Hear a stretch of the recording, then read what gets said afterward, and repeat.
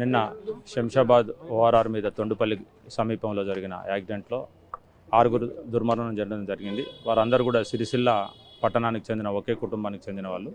ఇప్పుడే వారి యొక్క పోస్ట్ మార్టం ప్రక్రియ పూర్తి చేసి డెడ్ బాడీస్ని వాళ్ళ ఫ్యామిలీస్కి హ్యాండ్ ఓవర్ చేయడం జరిగింది. ఈ దుర్ఘటన అనేది చాలా దురదృష్టకరం.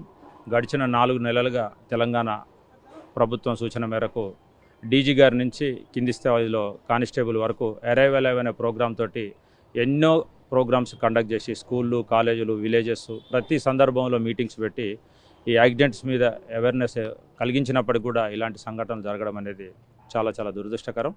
ప్రజలందరూ కూడా ఈరోజు ప్రతి ఒక్కరు వెహికల్ వాడుతున్నారు కాబట్టి ఎవరు కూడా వెహికల్ వాడినప్పుడు రోడ్డు మీద ప్రయాణించేటప్పుడు అన్ని జాగ్రత్తలు తీసుకోవడం అనేది చాలా ఇంపార్టెంట్. లేదంటే ఇట్లాంటి దుర్ఘటనలు జరిగి మొత్తం కుటుంబం రోడ్డు మీద పడే పరిస్థితి ఉన్నది. ఇప్పుడు ఒక ఫ్యామిలీలో ఓల్డేజ్ పేరెంట్స్ తప్ప కుటుంబంలో ఎవరు మిగిలిన వారు లేరు.